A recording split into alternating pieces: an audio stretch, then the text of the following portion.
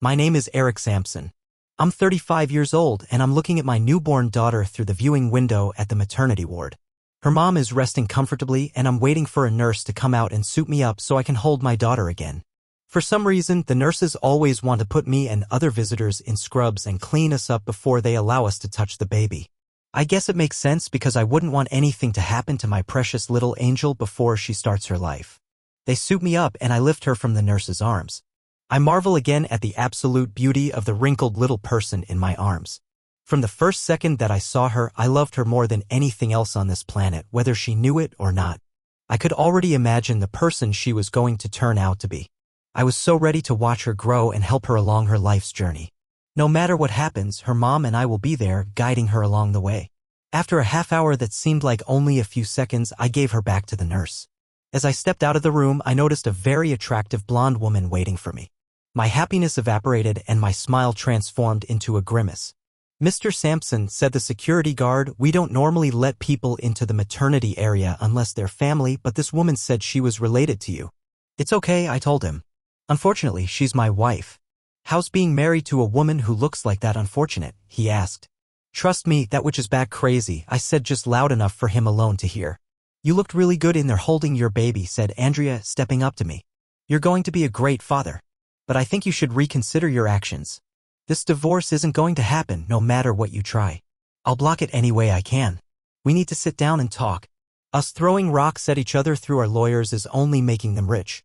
Can we just talk? Just for a few minutes."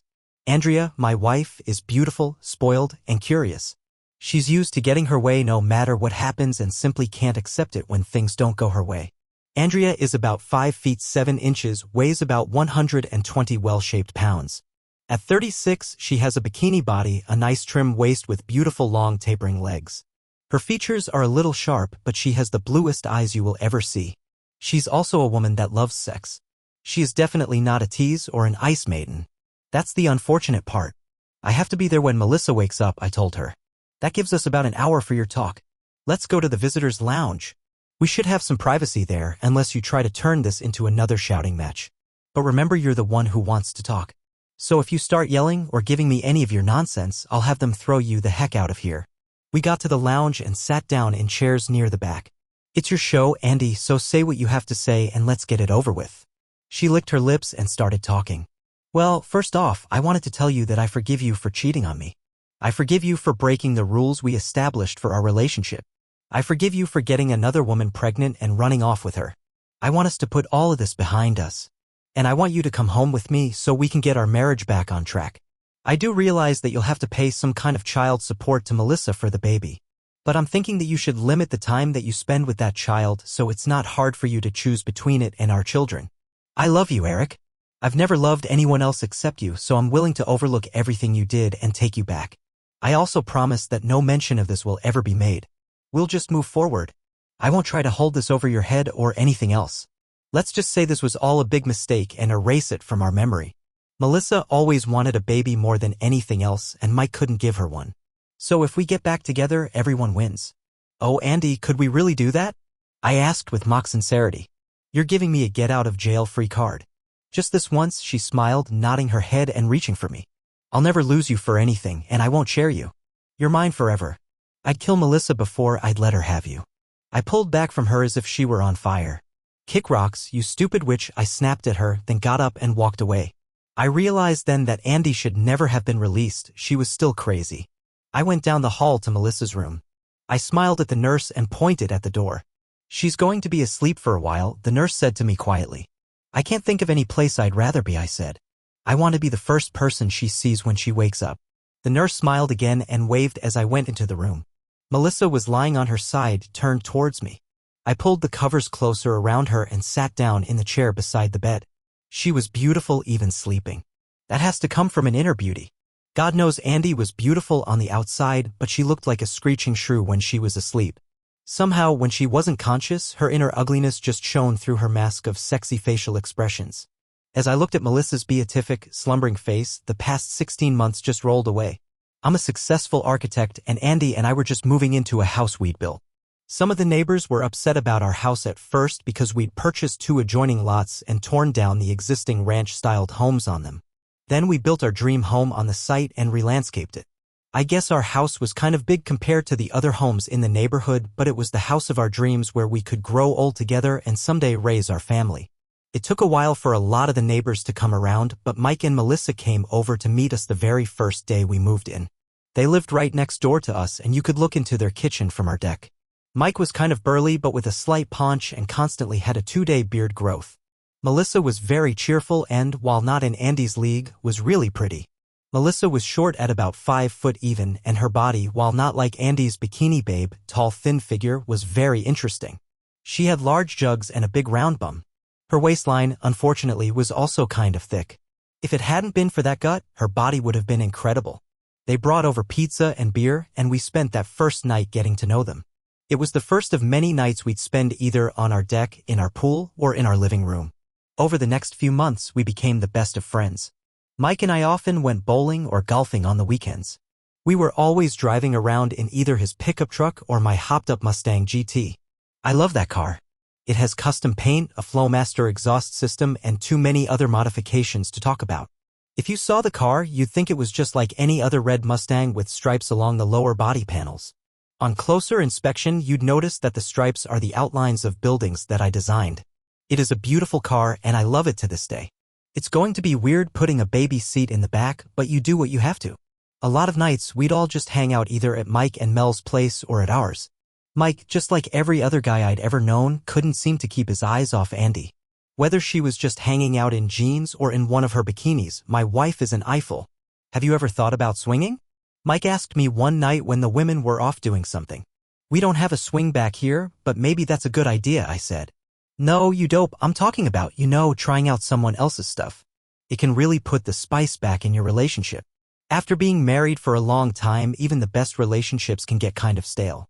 Even when you're eating steak every night, you sometimes want to try a little chicken or some fish, if you know what I mean. Nope, I don't know what you mean. I'll see you later, Mike, I said, getting up. When I got to bed that evening, Andy asked me why I was so upset. Nothing to worry about, I told her. Mike just said something really stupid. I rolled over and grabbed Andy and started tickling her. While she laughed uncontrollably, I pulled my fur-covered handcuffs from under the pillow where I'd hidden them. Before Andy realized what was happening, I'd snapped one cuff over her left wrist, then wrapped the cuffs around the bedpost and snapped the other cuff around her right wrist. What are you doing, Eric? She said, her eyes as big as saucers. I reached down and grabbed a thick scarf that I'd laid on the bed.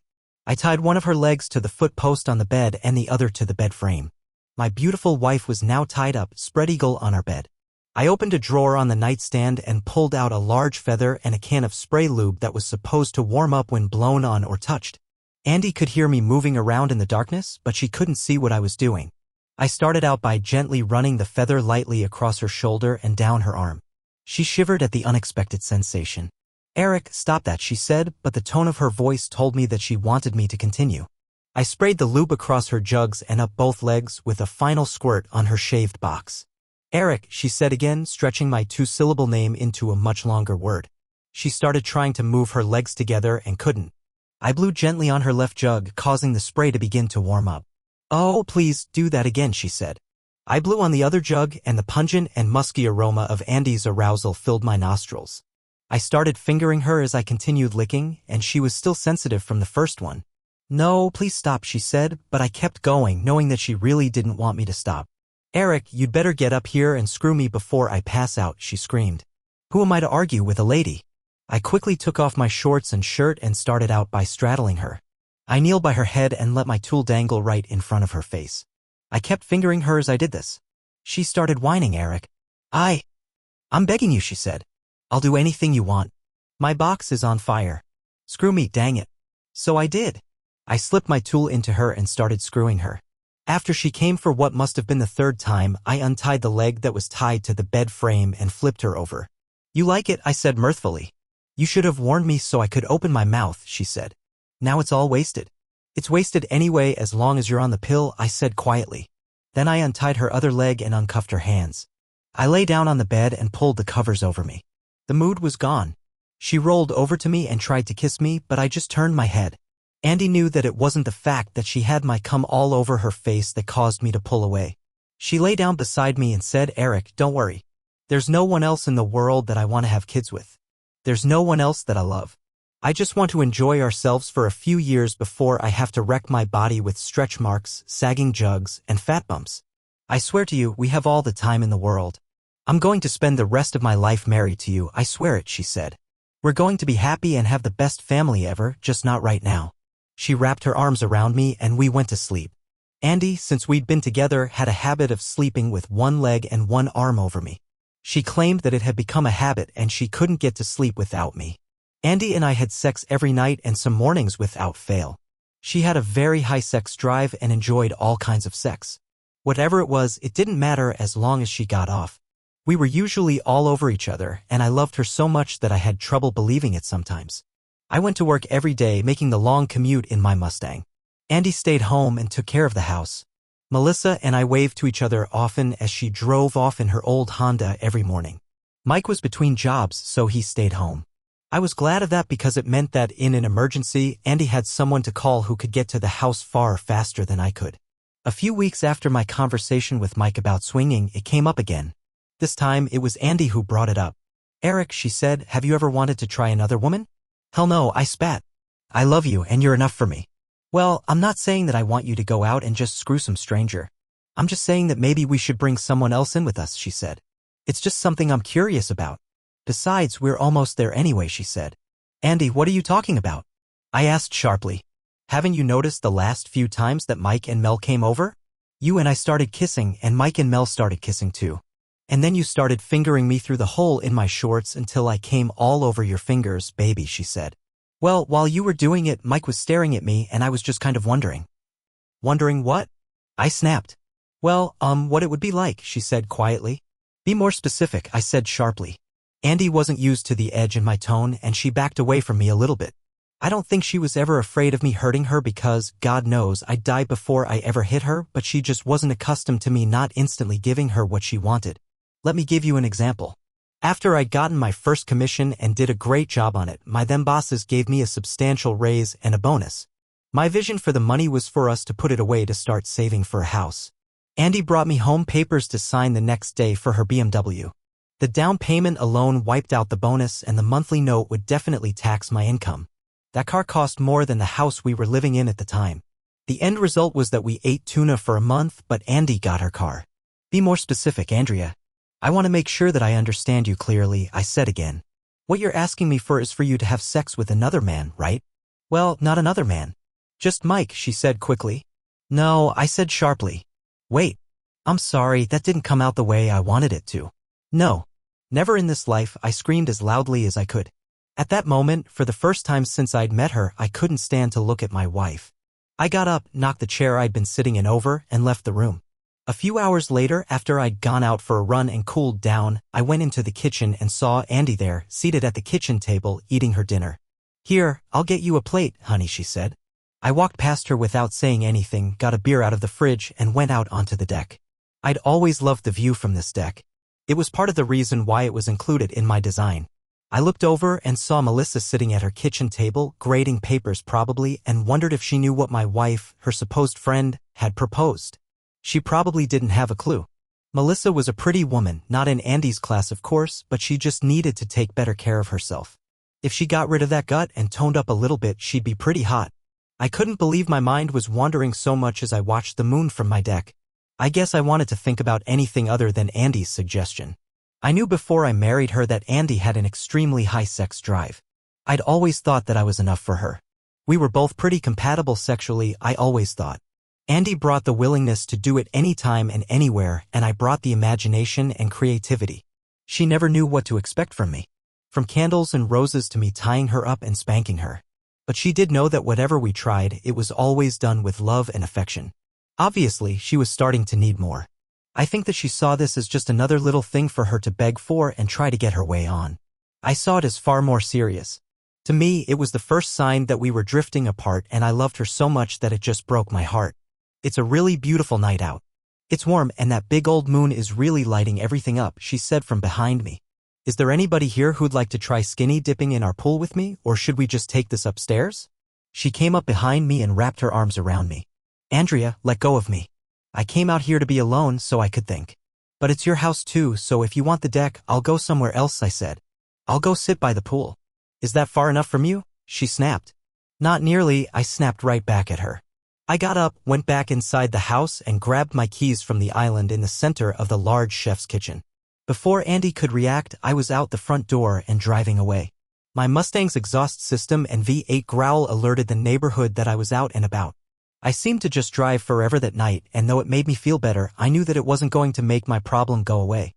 I say my problem because even though Andy was the one who was messing up our marriage, it literally hurt me to do anything that displeased her. Over the course of one stupid evening, I'd yelled at her, cursed at her, and walked away from her. I'd never, in all our time together, done even one of those things. Usually when we argued, our pattern was different. We'd compromise and I'd bend a little more and a little more until I either agreed with her or she got her way. Andy was my soul, so in some ways, giving her what she wanted pleased me as well. Andy's smile made me feel good inside, especially when I'd done something to cause it. There was simply no way for me to ever share her with anyone else, not even temporarily. I'd always been paranoid about her love for me. I remember the first time we visited her family. I was jealous of the time she spent with her brother and sisters. I needed to have her all to myself. Her dad had even commented once that his usual warning to the men who dated his daughters wasn't necessary in my case. Son, he said, I'm calling you son because I'm sure you're going to end up marrying my daughter. She loves you and she'd be a fool to let you get away. Normally, I tell guys that if they hurt my little girls, I'll track them down and kill them myself, but in your case, I have a far different warning.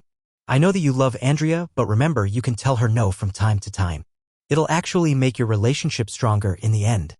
If you keep on going the way you are now, sooner or later, she's going to ask you for something that you aren't ready to give her without giving up a piece of your soul. By that point, it will be too late because she won't be used to you not giving in on anything.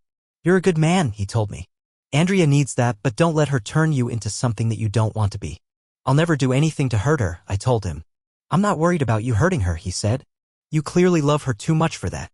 I'm more worried about her hurting you. The next morning, I was on my way out of the house for my commute to the office when Andy came out of our bedroom. She looked like hell. Her eyes were red and puffy and she just looked off. Where the heck were you? She snapped. You know I can't sleep without you. I got back around one, I said calmly. I just drove around for a while to clear my head and to think. What would you need to think about? Why didn't you come to bed? She asked. I slept in one of the first-floor guest rooms, I said and walked past her. I barely got any work done that day. Andy called me twice on my way to work and then started texting me. The first thing my secretary, Myrna, told me as I walked into my office was to call Andy ASAP. I didn't, and 10 minutes later, my cell phone rang. What is it, Andrea? I asked. Whether you know it or not, my job is not just an extension of home. I have work to do here. That's why I come here. What's wrong with you? She asked softly. Don't you love me anymore? We'll talk when I get home. Please don't call me anymore today. I hung up the phone and started trying to work, but I just couldn't wrap my mind around it. The thing I kept coming back to was Andy. I looked up the cost of bricks versus siding for a project I was working on. Before I could finish the math, I was wondering what my life would be like without Andy in it. I ended up doing the same calculation 4 times and never finished it. I turned on my computer and switched to a project where I could just draw. The house I was working on was for a single guy. He was a high-profile lawyer and wanted something really different. I'd come up with a design that blew his socks off. The house was mostly underground. The only thing visible above the surface was a large sunroom. The house had already been built and was nearly ready for occupation. I just needed to finish the designs for the landscaping. Drawing wasn't a good idea either, though. I couldn't even connect 2 lines without thinking about Andy. I went out to lunch with a couple of clients and one of my partners to discuss a prospective commercial project that would make a lot of money for all of us.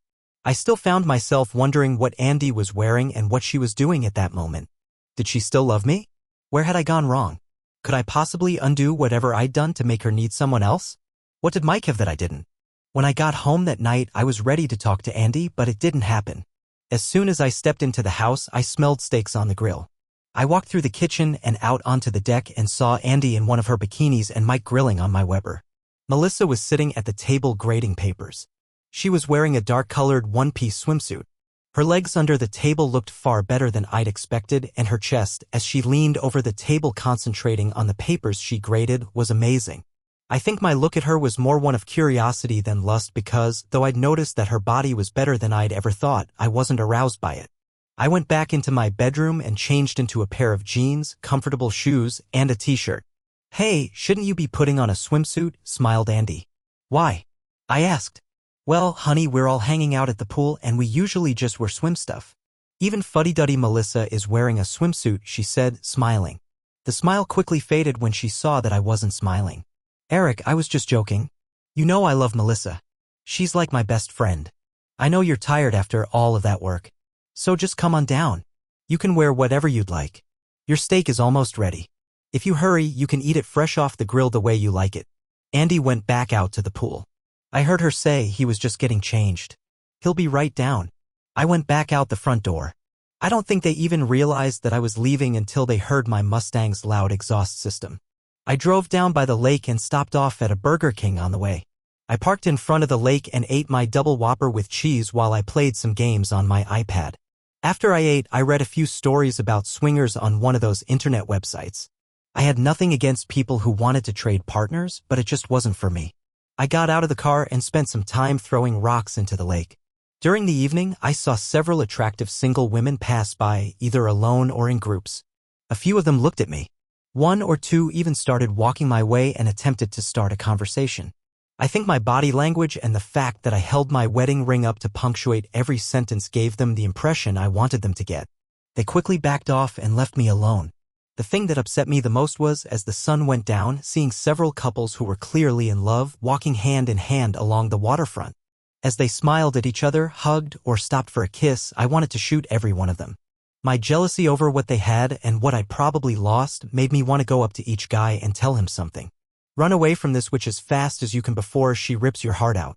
I'd say, sure, it's great now, but is it really worth the pain you'll go through when this woman decides you're not enough for her and she wants to be with your friends? I stayed out a little longer that night. It was closer to 2 a.m. when I got home. Andy was lying on the couch in the living room with a blanket.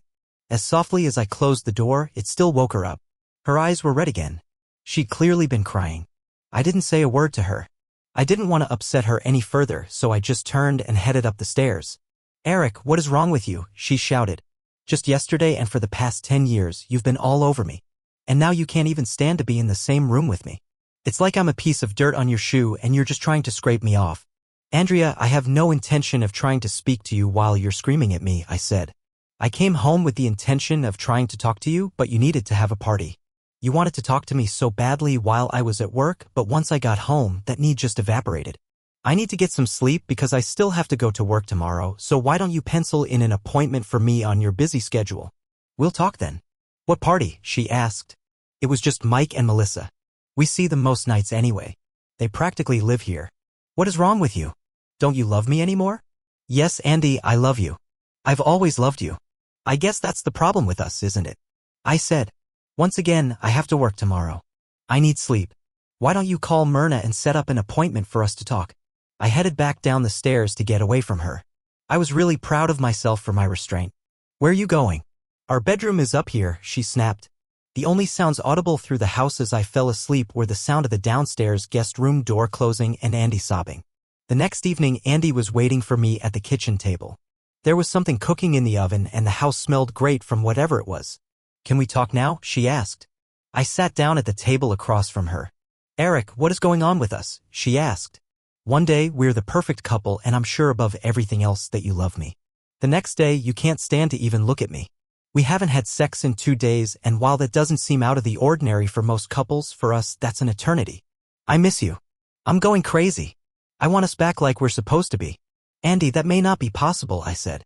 Why not? She asked. What did you do? Did something happen while you were out driving around? Andy, I didn't do anything other than drive around alone. You messed us up, I snapped. She shook her head. I didn't do anything, she said. So you don't think telling me you want to be with some other guy hurt us? I snapped. You don't think that my being not enough for you hurt us? I've read stories about open marriages and swingers, Andy. They rarely ever turn out happy. In most cases, they only start the couple down the road to divorce. Not all of them end up in divorces, but a bigger percentage of them break up than stay together. It's especially true in the cases where only one partner wants to swing. Anything that swings open also swings closed. That's what this is all about, she said, laughing. I've been going through 2 days of hell thinking you don't love me anymore because of something I was curious about. Curiosity killed a cat, Andy. I really thought that was over with, she said. You said no, I let it drop. End of subject. But nope. You need to go off and stew over it and sulk like a baby. After listening to Mike talk about it, I just wondered, especially after that last time we were all together, what it would be like. You're the only guy I've ever been with. You know how much I enjoy sex, and I just wanted to know if all guys are the same. It's not like I'm going to fall in love with Mike. He's a lazy, good-for-nothing slob, and he'd be the best person for me to try out anyway. So you decided to try this out after talking to Mike? I said. That figures. He asked me about it about 2 weeks ago, and I turned him down flat. I guess one of us thinks our marriage means something, and now we know which one. Mike doesn't care about your sexual awakening or your curiosity. He just wants to be with you. He's stuck with Melissa, who, while a very nice woman, is kind of dowdy. He starts seeing you walking around half-naked all the time and decides to see if he can get into your pants. I guess that makes you feel special or curious, huh? That's probably not all there is to it, but it's one of the reasons I thought about Mike, she snapped. I did want to try someone else out, and I picked Mike because he is no danger to us. He's your best friend, so he wouldn't try to take advantage of the situation. I'm not attracted to him, so I'm not going to want him. It's only going to be one time, and you'll be there. Maybe you can satisfy your curiosity with Melissa. And Mike shoots blanks. There is no way he could get me pregnant. Oh, you made a list, I said. Eric, this isn't about us. I don't want to be with anyone except you for the rest of my life. I want us to grow old together like we planned. I'm not going to fall in love with Mike and leave you. It's not about you not being enough for me. It's only sex. There's a big difference between love and sex. No, Andy, I said. I thought you loved me, she said. I guess I was wrong. You're full of nonsense, and you always have been. Oh, Andy, I love you. You say it so much it's like a broken record. But the one time I need something from you that's a little bit out there, you shut me down. It's only going to be one time. No, I said. That's just like you, she snapped. You're so selfish. All you ever think about is what you want. I don't matter. If not letting you be with some guy is being selfish, then I guess I am, I told her. Andy, I do love you. I love you way too much to ever want to share you with anyone else. That's what I mean about being selfish, she snapped. You just don't know how to share. We've been together for 10 years. We probably have sex at least 7 or 8 times a week, if not more. From the day we got together, no one else has ever touched me. That's 7 or 8 times 52 weeks in a year, which is about 400 times a year, at least. Multiply that by 10 years and you've been with me over 4,000 times, Eric. I was just asking to let someone else do it once. If the only reason we're together is because no one else gets to be with me, our relationship is pretty sad. I didn't say anything. I was done talking. You know, I could have gone out and done this behind your back and not said anything, she said. I could have gone out, found some guy, and been with him to satisfy my curiosity and never told you. You would never have known. But I tried to be honest with you, and look what it got me. It's great to know that you trust me, Eric. What's that expression? Love without trust means nothing. I came to you and tried to talk to you about my feelings, and this is what I get. Thanks for nothing, Eric, but it's my body, so I get to make this decision. Good night, Andrea, I said. Wait, Eric, I don't want this talk to end this way. We have to come to some kind of solution, she said. I'm going out for a run, I told her. Andrea, you're a grown woman. Do what you have to do. But if you do, make sure you can handle the consequences of what you do, because this conversation may not be the only thing ending around here. Where are you going? She screamed. We're not done. We might just be, I said. I changed my clothes and went out to run. When I got back from my run, I was sweaty, but I felt better. I got into the shower and turned the water on. I didn't notice that Andy had joined me until I heard the door close. She rubbed her hands down my back. I moved away from her as quickly as I could. Andy, this house has 3 bathrooms. Find another one, I said, pushing her away from me. I showered while Andy sat there with a shocked look on her face. Then I got dressed. Are you ready to finish our talk? She asked. Our talk is over, I said. See you later. If you walk out that door, I'm going to be with Mike, she said. Andy, you're going to anyway. You had your mind made up before we even started talking. I don't even know why you felt you needed to tell me, I said as I looked at her. She looked down at the floor and couldn't meet my eyes. I wish you could understand what I'm going through and just let me have this one thing. It won't mean anything, she said. If you do it, Andy, things with us will never be the same. I can't watch you all the time. So I hope your curiosity is worth our marriage. But like you said, it's your body and your decision, I said. Maybe you're the one who's throwing us away with your stubbornness, she said. The only reply I made was slamming the door on my way out. That night, I came home early and went to bed in the guest room as I'd been doing for most of the week. Andy knocked on the door at about midnight, saying she wanted to talk. I'd locked the door so she couldn't get in, and when I heard her, I pretended to be asleep. The next day, my world started to fall apart. I got home at the usual time and noticed that instead of sitting in her kitchen grading her papers, Melissa was sitting on her front porch doing it. "Hi, Mel," I shouted. She looked up at me and looked awful. She was crying her eyes out. I went over to her to see what was going on, and I knew. "I couldn't sit in the kitchen and watch them out on your deck," she said through her tears. I stormed into the house and saw Mike getting ready to dive into my pool. Just as he leaped into the air, arcing for the water, I kicked him right in the face as hard as I could. He fell into the water and spluttered out a mouthful of it. His nose was busted and blood was pouring down his face. "Get out of my house," I told him. "Don't ever come back." "Hey, buddy, calm down. It's over and done with." She wanted it. She was the one who suggested it in the first place. She told me you were okay with it. So I went for it. Who wouldn't? "Don't make me have to ask you to leave again," I said. "I won't be nearly as nice the second time." I turned and saw Andy coming out of the house.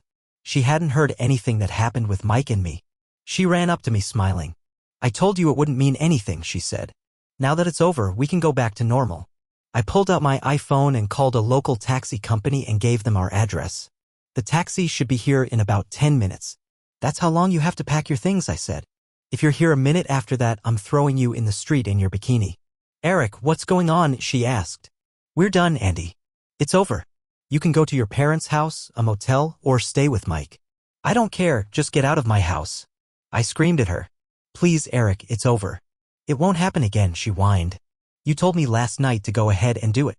I knew you weren't happy about it, but you just told me to go ahead so I could get this out of my system and we could get back to us." "Andy, maybe that's what you heard, but it's not what I said. You were the one who said that if I walked out the door, you were going to be with Mike. I said that you were probably going to do it anyway. That was not me giving you permission. Since this whole idea came up, I have let you know that I was against it.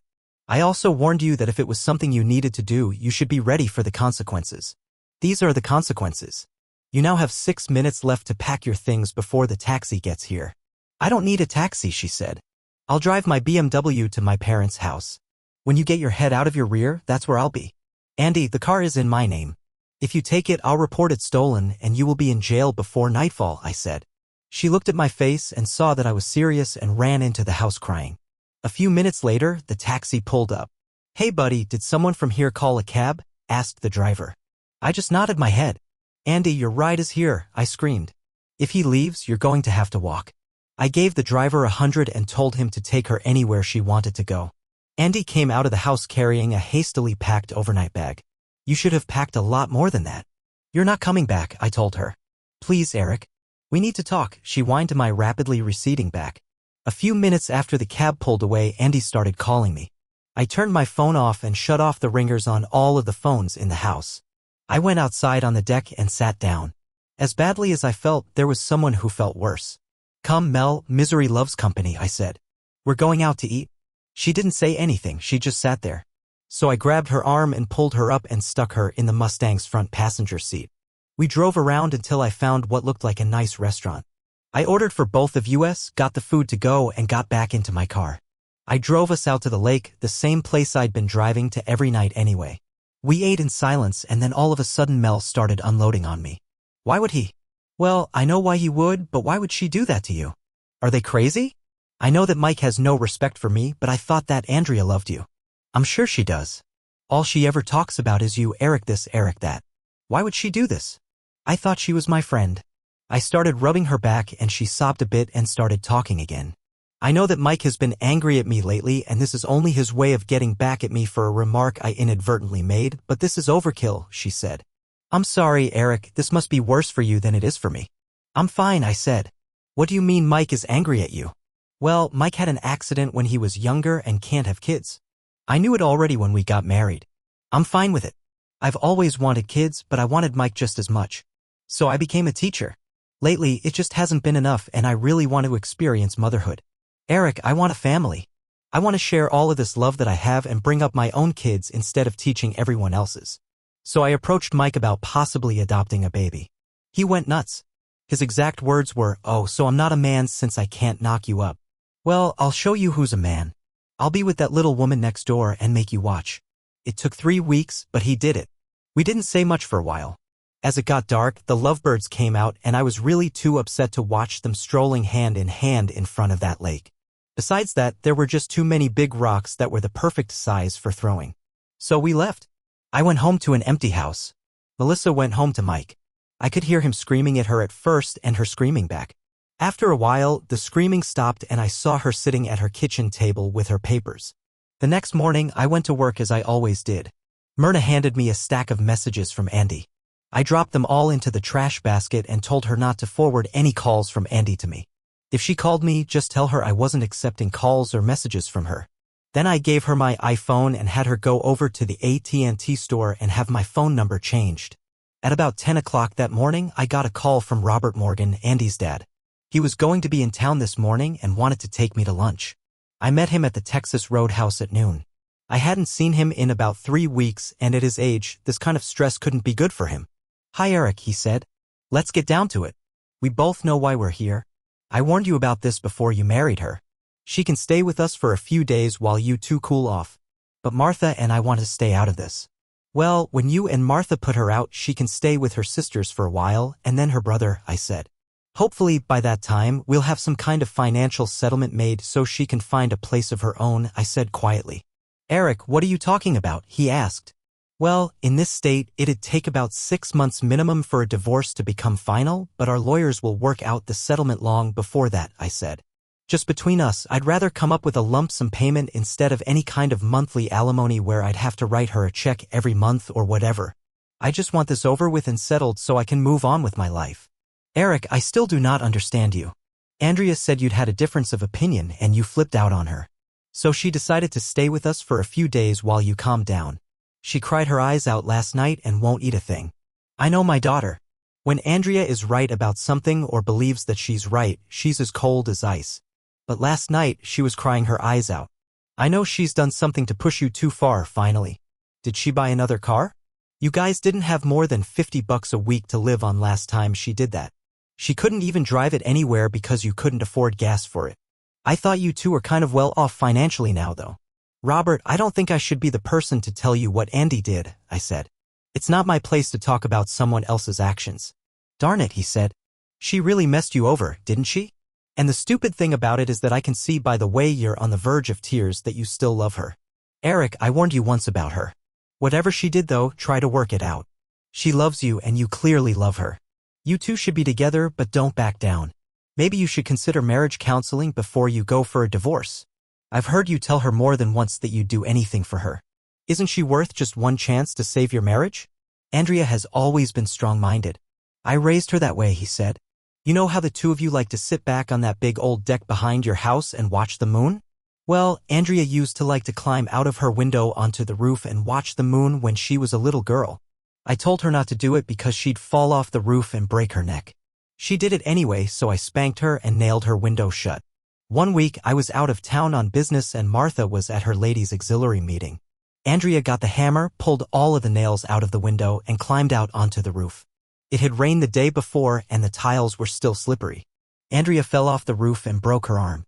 If the bushes hadn't broken her fall, she was falling headfirst. She probably would have broken her neck. After that, she never went out on the roof again. Andrea can learn, he said.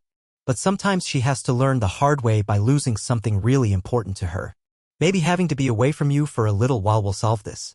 I'm going to ask her what she did and I'll get back to you." For the next week or so, my life moved in 2 directions at the same time. I started spending time with Melissa. It just seemed natural. She was really upset with Mike and I was missing Andy a lot. Melissa started running with me in the evenings. She also started using my gym. I think a lot of it was just her anger and frustration over Mike. We talked a lot about our situations as well. "If Mike loved me or treated me nearly as well as you treat Andy, I forgive him anything," she said. "But in our case, that's the problem. Mike doesn't love me. Maybe he did once, but now I'm just an old shoe to him. I go out to work every day and bring the money in while he's been unemployed for the last 4 years. When I get in, I have to do the cooking and the cleaning before I get to grade my papers. I'm tired of being taken for granted and this was just the last straw. I've never told anyone this before, but he's cheated on me before this. Andy knew that I was totally against this from the beginning," I said. This time she just pushed me too far. "Eric, we're friends, so 2 things," she told me. Number 1, every time anyone mentions her name, you almost start crying because you love her so much and being away from her is killing you. Number 2, you've been together for 10 years and this is the first mistake she's made. For your own sanity, give her another chance. At least talk to her before you give up on her. The easy way out is to just walk away without trying to fix it. I only wish this was Mike's first time messing up so I could forgive him, but this has happened too many times for me. Andy showed up at my office the next day. The security guards had been warned not to let her in the building, so she sat outside the building and cried until someone called the police. The policeman came into the building asking to see me. "Sir, your wife is downstairs and she's not in a good way. We need you to come down and talk to her to keep her from doing something to herself or someone else," said the first officer. "No," I said. "Have a nice day." "Sir, this conversation isn't over," said the cop. He was obviously getting upset about my flippant attitude and wanted to prove something. "How about if we book you on refusal to cooperate and put you in the same cell as your lovely wife? Then you'd have to talk to her, sir," he said. "How about if I snap my finger?" I said, looking him straight in the eye. What would that do, sir?" he asked. "When I snap my finger, one of my assistants will call my lawyer. He'll be at the station before we get there.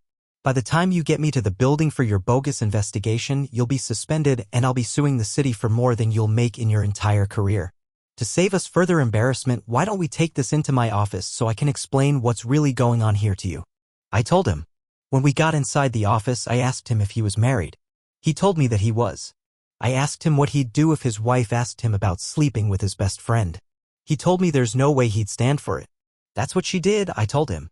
I told her I wouldn't stand for it, but she went ahead and did it anyway.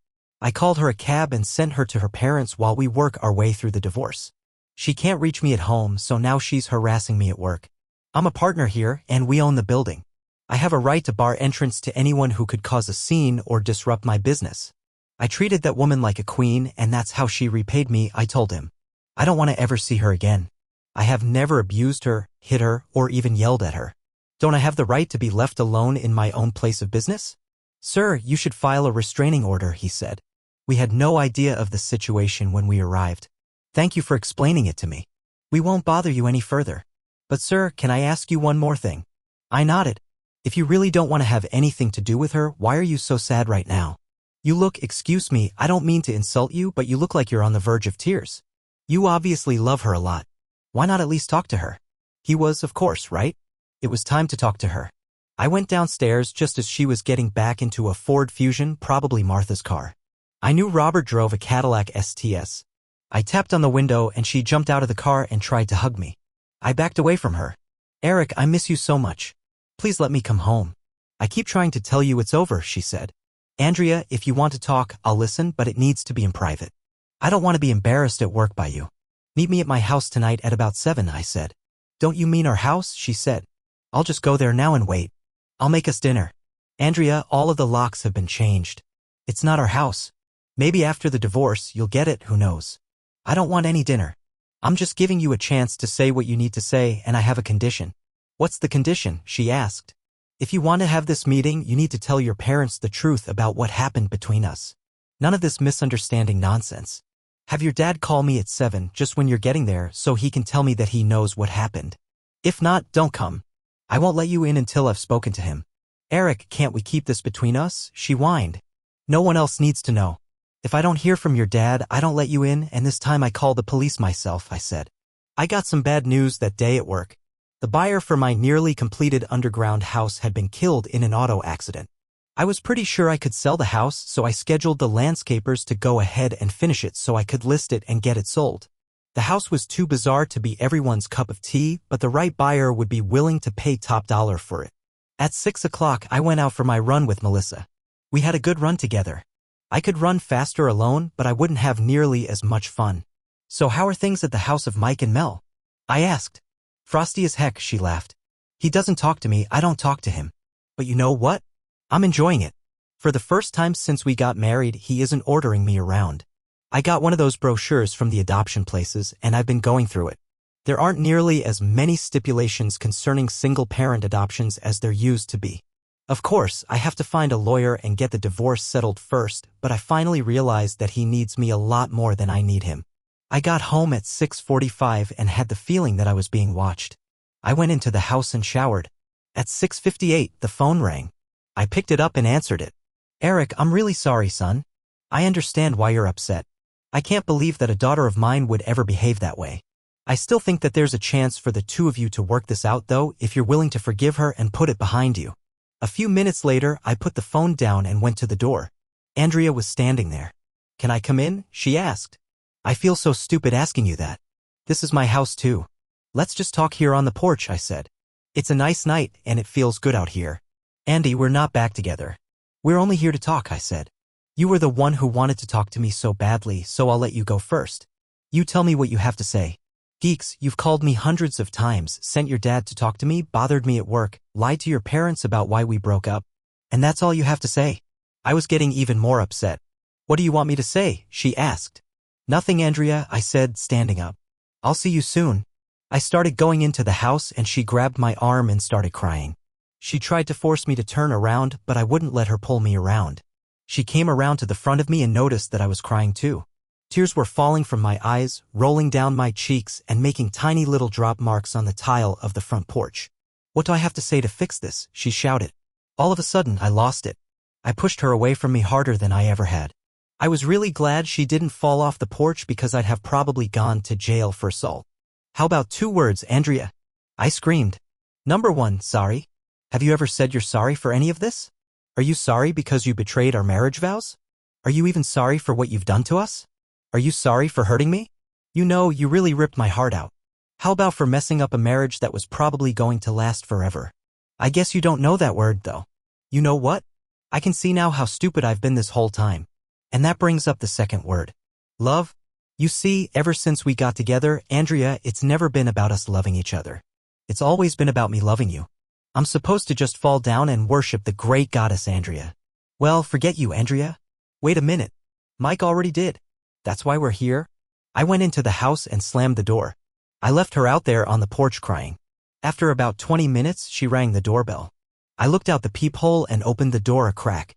Andrea, I'm done talking to you. Get a lawyer. You're going to need one. I'm sorry, she said. I do love you and I don't want to lose you. I don't want to live the rest of my life without you. This isn't the way this was supposed to happen. I went back out on the porch to listen to her. Eric, I've always been curious about things.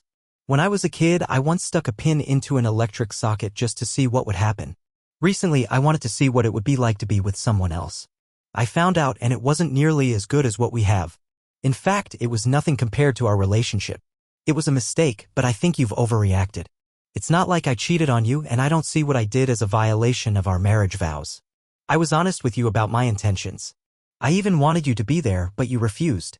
I thought it would be exciting and fun, but it turned out to be dull. It wasn't enjoyable at all, just fat old Mike doing his thing. I barely even felt anything, and it was over quickly. And now for that, I have to lose my house, my car, my marriage, my husband, and my happiness? That just doesn't seem fair. Andrea, I told you there'd be consequences, I said. You just didn't listen. You never do. Everything always has to be what you want. We really didn't have much of a marriage to begin with. This was supposed to be something new for us to bring into the bedroom and try out every once in a while, she said. You try out women and bring new tricks home, and so would I. I don't want us to get bored with each other, she said. Andrea, I never wanted anyone except you. Only now you've ruined that because I don't even want you anymore, I snapped. She looked as if I'd slapped her. After 10 years, I make one mistake, and that's it? Please give me one more chance. I'll do anything you want. We'll go to counseling like my dad suggested. You can do anything you want for revenge or to make yourself feel better. Whatever it takes, I'll do. I promise. This won't ever happen again. Aren't we worth one more shot? You've always said you'd do anything for me. I'm begging you, please, just give me a chance. Let me have this one mistake. I swear you won't regret it ever. She looked at me and she knew she had me. You can move back in tomorrow, I told her. But you really need to find a therapist for our counseling sessions. Her smile could have melted a glacier and she jumped toward me. I backed away and put my hands up. We're not ready for that yet, I said seriously. I'll see you tomorrow. The next evening, as I finished my run, Melissa pointed to the porch. There's your wife, she said. Forgive me if I don't come up to talk to her. I know I'm going to have to eventually, but tonight just isn't the night. See you tomorrow, Mel, I said. Are you sure that's a good idea? She asked. Why wouldn't it be? We're friends now, better friends actually because of our shared experience, I smiled. Well, I just thought that maybe Andy wants to spend more time with you, she said softly. Then she should learn to run, I said. Mel and I have nothing to do with Andy and me. I learned a lot about her through this incident and I want things to work out between us, but I'm not sure I'll be able to. Some things you can get past and some things are deal breakers. In this case, I'm the only one who can make that decision and I don't have a clue. I love her so much that I ached every day that she was away. I don't know if I agreed to this because it was the right thing to do or just to stop the pain. My skin crawls when she gets close to me. I'm just not sure we can make this work. You're not sure you can make what work? Asked Andy. Hello, Melissa, she said coldly. Andy walked closer to me and tried to take my hand.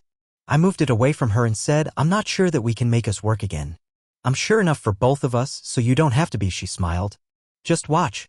Everything will be better than it was before. I promise. Nothing will ever come between us again. What have you been eating? There's nothing in the fridge, she yelled. Wait, there's some salmon in the freezer. Why don't we grill it? Out on the deck. I'll make some rice and veggies to go with it. Tomorrow I'll go shopping while you're at work. We did exactly that. The first night back together was awkward beyond belief. Andy kept talking to fill every lull in the conversation. It was as if she thought that any time we stopped talking, we'd break up again. In my heart, I knew that the easy chemistry we once shared was shattered. I hoped that one day we'd get it back, but I wasn't sure when or how that could ever happen.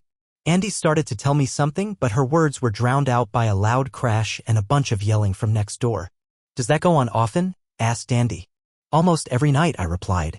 When did it start? She asked. I just looked at her like she was stupid. Oh, she answered. I guess I'm responsible for that too. But they've been married for longer than we have. They'll scream for a while to blow off some steam and then they'll be fine. I'm sure of it. Mel is saving her money for a divorce lawyer. She's the one who's working. She's done with Mike for good. Unless something drastic happens in the next few weeks, they're done, I said. How do you know that? Asked Andy. Mel told me, I replied. For a man who won't touch me and barely seems to be talking with his own wife, you seem to be pretty chummy with Melissa, snapped Andy. Everyone needs to have someone they can trust, I said. Someone to talk about their problems to. That's the point, snapped Andy. That's supposed to be me. That always was you. Until you became the problem and lost my trust, I said. Trust is something that has to be earned over time. When we first got together, it took a while before we came to rely on each other. It was easy then because we had no history and had never hurt each other. For over 10 years, we loved each other, trusted each other implicitly, and we had a bond. We had a chemistry based on us almost knowing each other's thoughts. Our hearts beat together, Andy. I didn't care about friends, family, work, or money. Nothing came before you. You came before me. I would have died for you. I had 2 wishes, Andy. Do you know what they were? Yes, she said sadly. All I wanted was to grow old with you and for us to have a baby or 2 together. I don't need to be rich. I don't need to be famous or powerful, Andy. That's all I wanted. And you messed it up with your curiosity. Do you even remember how many nights we've sat out here just holding each other and watching the moon? We've probably only turned the big TV on a handful of times since we moved in here. Not because there's nothing on, but because we've just never needed it. That's all gone, Andy. I agreed to try this, but I'm truly not sure we can fix this. But it was only sex and only one time. It just seems that you can't even try to get past it. I'm hurting too. I keep feeling like I'm just a broken toy to you right now. You aren't treating me like a human being who feels things and makes mistakes. You're acting like a spoiled little boy who got dirt on his fairy princess doll and doesn't want to play with her anymore because someone else touched it, she said. Andy, I know that you love sex. I do too. But there's a big difference between going out and sleeping with a hooker and what you and I used to do. It was far more than a physical act. It was special. It was like we brought our souls closer together by sharing our bodies.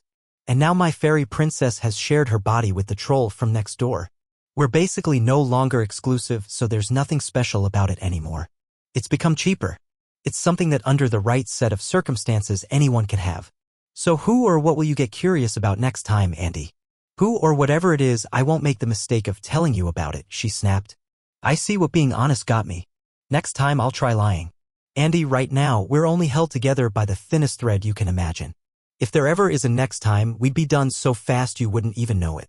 You wouldn't even see me until we met in court. I was so close to dumping you this time that I stopped talking before I said something I'd regret. Even in the dark, I could see Andy crying. I realized that I'd let my anger push me into saying things that I shouldn't have. Good night, Andy, I said. I'm sorry for the things I said. I shouldn't have said them. I guess I'm still angry about this whole thing. Maybe this wasn't a good idea. Maybe we should have gone to counseling before we moved back in together. I'm glad you let me move back. I couldn't take sleeping alone another night, she said. I'd have gone crazy if I had to spend another day without seeing you. Why do you think I came up to your job yesterday? I know it's going to take a lot of work to get you back, Eric, but I'm going to do it. I swear that things with us are going to be even better, she said. Now let's go to bed. She followed me upstairs, and when I got to the master bedroom, she came in and sat down on the bed. She pulled her shirt over her head and started taking off her clothes. Andy, what are you doing? I asked. Getting undressed so we can go to bed, silly, she smiled. Andy, we won't be sleeping together or doing anything else for a while, I said. There are plenty of bedrooms in the house. Pick one. Andy tried her best to hide her tears. You aren't even trying, she said. Maybe you don't love me anymore. The next morning, I was up, showered, and almost gone before Andy got out of bed. I was backing out of the driveway when Andy came running out of the house, still in only her bra and panties. She tapped on my window and I let it down. I left you a key on the island in the kitchen, I said. I hadn't gotten around to canceling your credit cards, so they still work. I rolled the window back up only to have her tap on it again. You were going to leave without telling me goodbye, she asked. I noticed that you don't want to kiss me or touch me, but you need to say goodbye to me just to be polite. Andy, you were asleep, I said. I didn't want to wake you. I didn't sleep very well anyway, and you can wake me anytime you want. Even if it's just to tell me goodbye or good night or good morning. Even better if you wanted to kiss me or hug me or feel me up or sleep with me, she said. No matter what I've done, I'm still yours and I always will be. I know I messed up, but I am trying to fix it. When I got to work, Myrna asked me, are you back with Andy? Kind of on a trial basis, I said. Good. Maybe you can get your head out of your rear now, she said. She left you a stack of messages that all say the same thing. She loves you. You must have been really good to her last night. Why not give her your new phone number so she can call you herself and save me any future embarrassment? When I got home that night, I was feeling better. I said hi to Andy when I came in and started changing for my run. Is it okay if I invite a couple of guests for dinner? She asked. Andy, it's your house too. You don't have to ask me things like that. You never did before. Actually, I was kind of glad that we wouldn't be having another awkward night alone. I met Mel coming out of her house. We ran our usual slow 4-mile loop and talked all the way. I couldn't help noticing that Mel had dropped a lot of weight, especially around her tummy, and she was looking really good. I bought a new swimsuit today, she said. It's still a one-piece, but Mike's eyes practically popped out when he saw me in it. He came over and reached for me until I told him that if he touched me, I'd cut off his dignity. How are things with you too? She asked. Weird, I answered. Our chemistry is just gone. It's like I'm starting all over with a new person. And I get so angry at her sometimes. It'll pass, said Mel. The first time Mike cheated on me, it took over 6 months for me to even sleep in the same room with him. Another month before we were together again, and even then it just wasn't the same. Give it some time. When we got done, I said goodbye to Mel and started to go into the house. Andy opened the door for me and then went to talk to Mel. When I got out of the shower, I went downstairs to see what Andy had made for dinner. It smelled great. I went out onto the deck and immediately got angry. Mike was sitting nervously in one of my lounge chairs. I told you not to ever set foot in my house again, I snapped. Get out. Now. Eric, baby, I asked Mike and Melissa to come over tonight for dinner and to swim, said Andy. Please sit down. I've got some things I need to say. Melissa stood up and came over to the lounge chairs near us, and I was shocked. A month of running and not eating much had done wonders for her figure. I had trouble taking my eyes off her. Her already large chest was showcased in the swimsuit. It nipped in to show off her now slimmer waist and flared back out. The suit was cut very high on the back, and her cheeks were barely covered by the thin strip of material. The sight of Melissa in that suit was nearly pornographic. This time there was no hiding my reaction. I hoped that Andy and Mike hadn't noticed, but Mel grinned a bit. Until recently, the four of us were the best of friends, began Andy. Mike and I did something that, while it was cheap and stupid and not even good, messed that friendship up. With the four of us, there were 7 relationships, us as a whole, the guys, Mel and I, Mike and I, Mel and Eric, and the 2 marriages. Of those 7 relationships, 6 of them have been either ruined or damaged severely. I don't think things will ever be the same among us. We may never be friends again. Maybe that's too much to hope for. But I do have a suggestion that might go a long way towards at least saving the 2 marriages. I don't think that's possible, Andrea, said Melissa. I feel like Eric doesn't love me anymore, and that's killing me, said Andy. I'd give anything just to have him hold me again. He hates Mike so bad I can feel the heat from him right now. And Mel, you aren't ready to even consider forgiving Mike. Eric hates Mike because Mike had sex with me. It makes him think of me as damaged goods, and he doesn't want me anymore. You hate me too, Melissa, and you hate Mike for having sex with me. The reason this is so bad is because there's no balance. To balance this out, I think that Eric and Melissa should have sex. No one said a word. You could hear crickets chirping in the background. How would that help anything? Asked Mike. They're practically dating already, he snapped. She's been coming over to your house every day to go out and run or swim with him or work out with him. They even eat dinner together a lot. Not that I'm complaining, because all the workouts have her looking better than she's ever looked. I'm ashamed to admit this, but I've cheated on Mel way more times than I should have. And Andy, all that stuff I told you was nonsense. I just wanted to sleep with you. But I'm human and I have urges and I act on them. How do we know that those two haven't already been together and just didn't tell us? I catch her all the time staring out our kitchen window at him while she's grading her papers. Melissa and I have never done that, I said. Neither of us is a cheater. And I hate to admit this, but I agree with Mike. I don't see how two wrongs are supposed to make a right. If Mike stole your baseball and got it dirty, wouldn't it be fair for you to get to use his and get it dirty as well? Then you'd be even and you could be friends again, said Andy. It's simplistic, but the logic fits. Let's just eat and we'll talk about it more later, said Andy. We ate, and though we had dinner together many times before, it was different this time. Even more different than you'd expect it to be. I hate Mike and would never imagine myself speaking to him again, let alone being friends. Mike didn't hate me, but he felt uncomfortable around me because he didn't know if I was going to jump up and kick his rear at any moment or decide that I wanted to sleep with his wife, who he was suddenly interested in. Melissa was angry at Mike and planning on divorcing him and adopting a child. I still didn't know how I felt about Andy, but I was having trouble looking away from Melissa. Melissa felt sorry for Andy, but she kept looking at me. Andy was angry at Mike for lying to her and using her. Andy was jealous of Melissa because Mel and I were actually the only two at the table who were speaking to each other, and for once she had the idea that someone could take away something that she wanted, namely me. After dinner, Andy cleared the table. Mike sat alone on the deck and watched as Mel and I spoke to each other out of hearing range. Mel and I decided to play with Mike and Andy's minds for a while. Melissa and I have decided to think about it, I announced. We really have become friends through all of this and are going to spend a little more time together. Maybe we'll do it. Maybe we won't. Maybe we'll do it and not tell you. Maybe we won't do it and we'll tell you we did just to mess with you. Oh, hell no, said Mike. I don't like that either, sniffed Andy. To quote what someone told me not too long ago, these are our bodies and we can do what we want with them, said Mike. I don't like that either, sniffed Andy. To quote what someone told me not too long ago, these are our bodies and we can do what we want with them, I said. Tomorrow night, Mel and I are going out together. Maybe when we get back, it will have happened. Maybe it won't. Why can't you just take her upstairs and do it now, said Mike. Let's just get this over with. I really don't like this, said Andy. This isn't fair. Why not? I asked. You got to do it your way and then bragged about it afterward. You couldn't wait to tell me how you'd done it and it wasn't any good and it didn't mean anything. Then you expected me to just let it go and say, oh, Andy, you were right, everything is just fine. But everything isn't fine, is it, Andy? And everything may never be fine again. So Mel and I are going to do this the way we want, just like you did. Only this time it will be the cheaters who are sitting home hurting, I said. But there's a difference here, said Andy. With me and Mike, it was just sex. Mike thinks that I'm a spoiled witch and he wouldn't put up with my nonsense in a million years. He just wanted to sleep with me because I have a nice body. I think Mike is a disgusting slob and I'm not attracted to him at all. I just wanted to sleep with someone other than Eric for one goddamn time.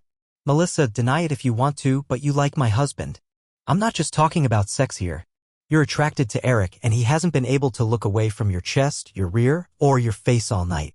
There is a real danger here of you two liking this too much, so I agree with Mike. You two should just get it over with or forget the whole idea. I've been through too much trouble trying to get my husband back to just give him away to you. Melissa and I looked at each other and moved in closer. Then we wrapped our arms around each other as Andy looked on in horror, tears appearing in the corners of her eyes. I have to admit, she felt really good, amazing, in fact. Then we brought our faces close together, pushed away from each other, and shook hands. See you tomorrow, Mel, I said. Don't forget we're shooting for 5 miles. I grabbed a beer off the table and headed upstairs. Well, I've got papers to grade, said Mel as she headed next door. Mike and Andy just stood there with their mouths open. A little while later, Andy knocked on the door of my room. Can we talk? She asked. I guess I answered. She came into the room wearing a long robe that covered everything. That was a first. She'd obviously been crying again. I'm going to get you an escort, she said. What the hell are you talking about now, Andy? I asked. Well, it's only right that you get to sleep with someone else to make up for what I did, but I don't want it to be Melissa, she said. I still have no clue what you're talking about, Andy. There's something going on between you and Melissa. You may not see it, she may not see it, but trust me, it's there, and it scares the hell out of me. Eric, all my life I've been the pretty girl. I always knew I could have any guy I wanted. I never had to worry about losing a boyfriend to anyone else, even though I didn't put out. This is hard for me to admit, but until tonight, I never took Melissa seriously. I mean, she's always been kind of borderline pretty, but she's shorter and chunkier than I am. She has a big chest, but I have everything else, and her gut was kind of a turnoff. But now my marriage is crumbling, and stress and worrying about what I may have lost has been hard on me. I'm not looking my best, and Melissa has somehow lost that gut and toned up crazily. Even I had to admit tonight she looked really good in that swimsuit. And you noticed it too. Mike is really pissed, and he doesn't want you anywhere near her. You two spend way too much time together. I'm really afraid that with your anger towards me and your so-called friendship with her, that I could lose you, she said. I realize now that I've been kind of selfish during our marriage and took you for granted, but that's over now. It won't happen again, I promise. I know that I don't have the right to ask for any favors, but I'm begging you for this one. If you have to have your revenge sex, I'll get you anyone you want, a model, an athlete, a hooker, a porn star, Britney Spears, or a goddamn circus clown. I'll even try and hook you up with my sister if you want. Anybody except Melissa, she said. I started laughing and the sheet pulled down a bit, revealing my chest and the upper region of my stomach. Andy looked and I heard her sigh quietly. I suddenly wondered what she was doing for sex. It had been over a month since the incident and Andy needed sex daily, at least. I'm serious, Eric, she said. I know you better than anyone in the world, and before tonight, I've never seen you look at anyone except me that way. And when Melissa hugged you in your little handshake parody, her eyes almost rolled back in her head when you guys made contact. When you stopped hugging her, I thought her chest was going to shred that suit. But that's not the real problem, is it? What is the real problem, Andy? I snapped. Are you afraid of not being in control of the situation? You get to go off and pick the biggest scumbag we know, who also used to be my best friend, and sleep with him on my deck in broad daylight. But you want to choose who I have sex with to make sure it isn't someone who threatens you. Is that the problem? No, Eric, she said. That's not the problem. The problem is that to me, there's a difference between love and sex.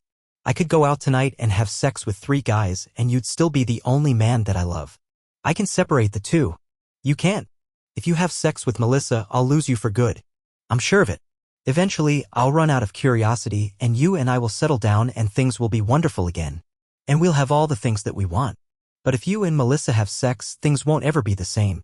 Eric, I know I shouldn't ask you this, but can I sleep with you tonight? I know you still think I'm damaged, so I know you don't want to have sex with me, but it's been so long since I had a good night's sleep and felt safe and warm. Okay, Andy, I heard myself say. She dropped the robe and was naked under it. Then she climbed into bed next to me. Over the next few minutes, she slowly moved closer to me until we were almost touching. I felt one of her feet tentatively touch mine and then start inching its way across my legs. Andy, just stop wiggling around and get comfortable, I snapped. Are you sure you want me to be comfortable? She asked quietly. I said so, didn't I? It came out far harsher than I'd intended, but somehow the tone didn't seem to matter. Okay, said Andy. I could hear the happiness in her voice. The next thing I knew, she'd swung one of those long legs over mine and her left arm was wrapped around me. Her left chest was resting on my upper abdomen and its softness was tickling the hair on my stomach. The biggest problem was that this position had her left leg in contact with my crotch and her warmth was in contact with my left leg. I could feel the heat coming from it and I'm sure Andy could feel me swelling. This is so much better, Andy cooed. I've missed this for so long. This is the way I'm supposed to sleep. Are you sure there's nothing you want to say or do before we drift off? I was thinking a lot of things right then. Rolling over and taking back what was mine was chief among them. I started to say something and my arm rubbed against her chest. Oh, exclaimed Andy. Sorry, that was an accident, I snapped. Don't be sorry, said Andy. I didn't mind at all. That was the problem, I realized. I don't think she minded who she was with as long as she got what she wanted. Even though I didn't see her with Mike, my mind was flooded with images of Andy with Mike in all different positions. All of a sudden, I felt uncomfortable being close to her. I rolled over in the opposite direction with my back to her and no contact. Sorry, I'm not comfortable sleeping on my back, I snapped. Good night, Andrea. As I drifted off to sleep, I heard her quietly sobbing. I felt bad about the way things were between us. I also felt guilty because she was clearly trying hard to fix things in our relationship and I had adopted a very casual attitude about it.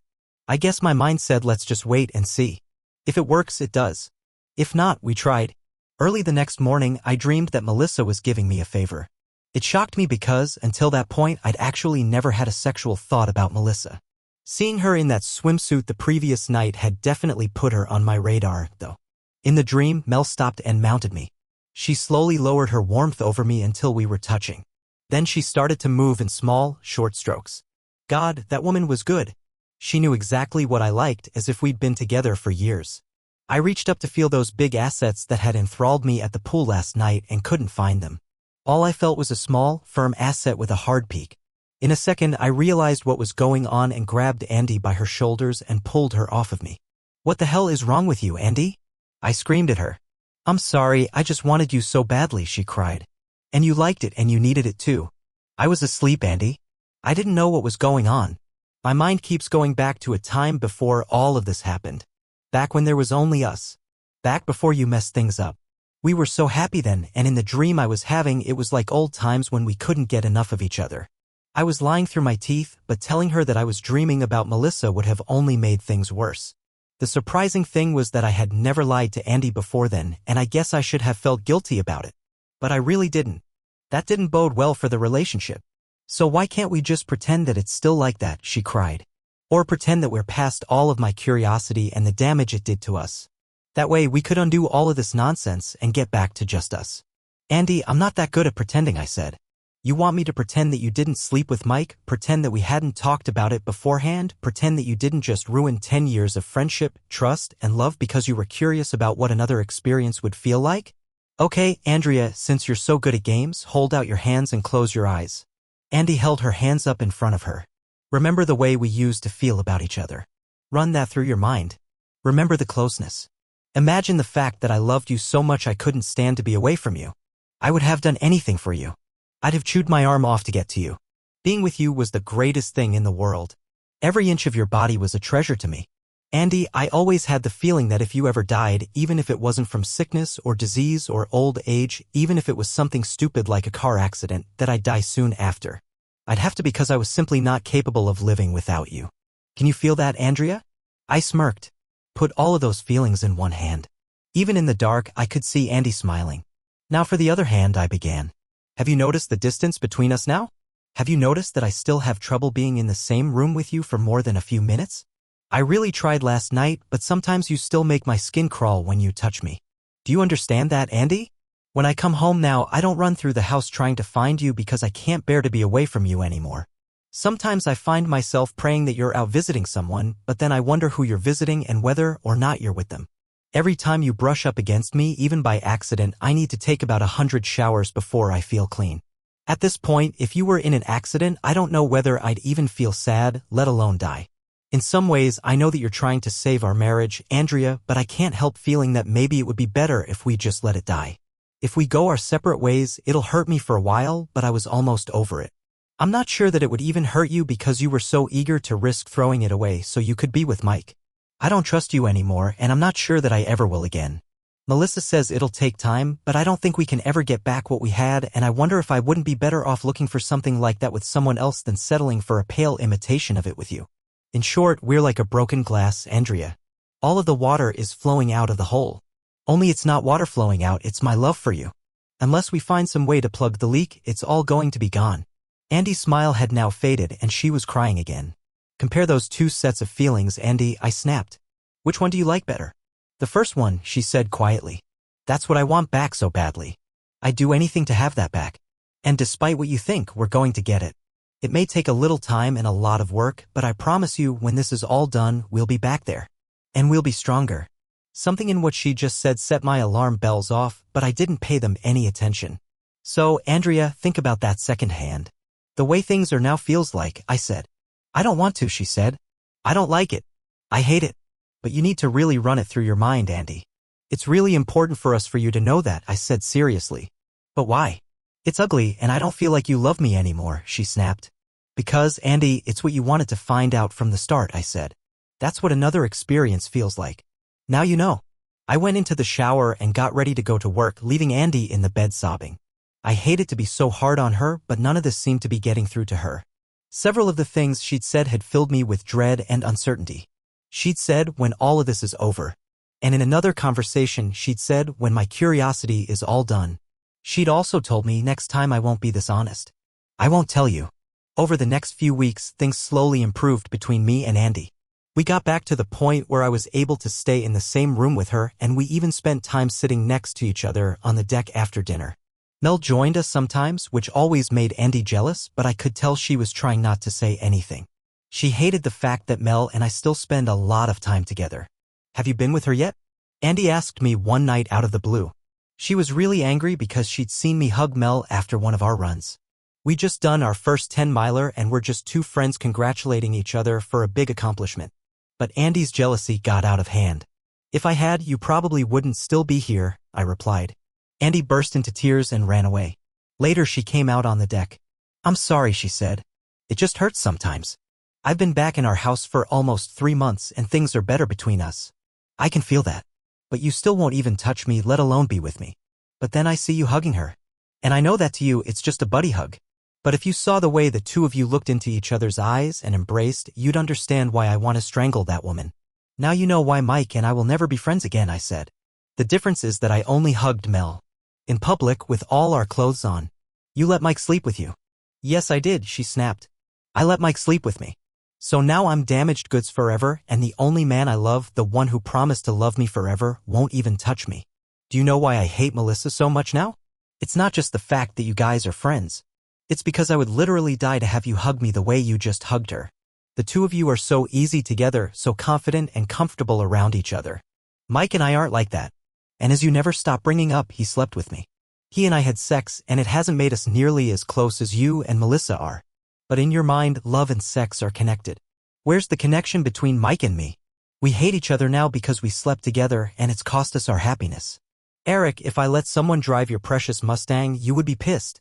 Let's say it was one of our neighbors who really wanted to see what driving it was like, so I let him drive it around the block one time, less than a mile, so your odometer doesn't even change. He doesn't damage the car, and you wouldn't have even known except for the fact that you came home and saw him pulling into the driveway. How would you react to that? I know you'd be pissed at me, of course. But let's not talk about your feelings toward me. Let's talk about how you'd feel about your precious car. She could see me getting angry just at the thought of it because we both knew that I'd probably kill him, cut the body up into small pieces, and bury them all over the country. No one touched my Mustang. You'd probably wash the car 2 or 3 times inside and out. Recondition the leather with some of your Armor all-leather cleaner. Even though he's only sat in the driver's seat, you do all the seats in the interior. You do the driver's seat twice, maybe 3 times. You do the steering wheel and everything else he touched at least 3 times. You'd be angry as hell.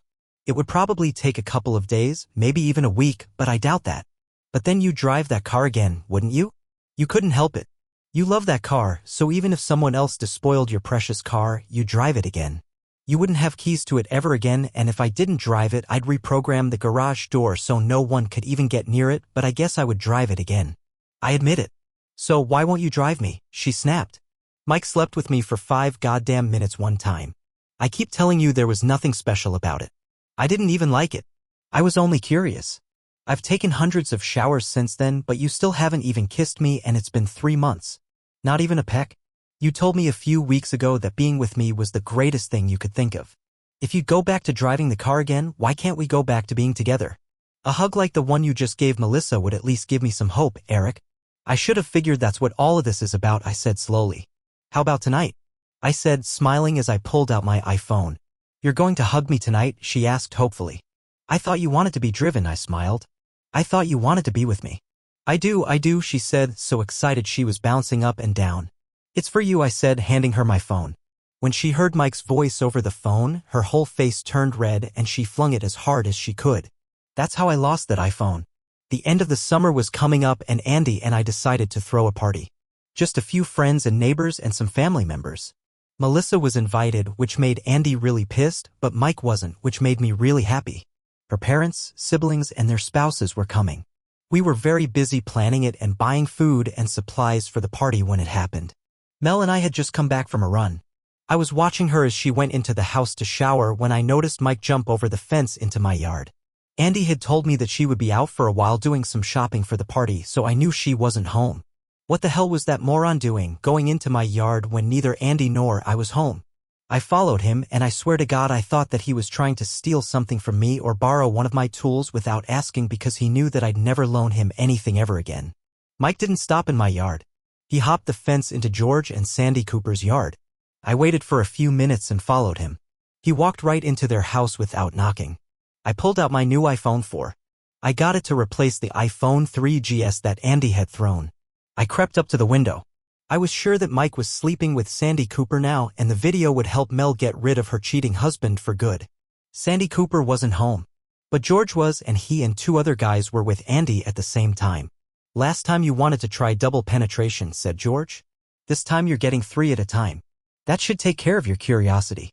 3 or 4. "I'm next," said Mike. "No, Mike. I already slept with you once. You weren't any good and you messed up my marriage," said Andy. "I almost lost Eric because of you. Andy, I just wanted to see if I could make you scream the way that he does. I almost lost Melissa too. She hasn't been with me since then." "At least you get to be with someone," said Mike. "It isn't the same," snapped Andy. "I just wanted to try the group thing out of curiosity. I really don't feel anything except for a lot of rubbing and thrusting. These guys can't make it work either. No matter how hard they pound me with their tools, it isn't doing anything. There must be something to Eric's theory about love and being together.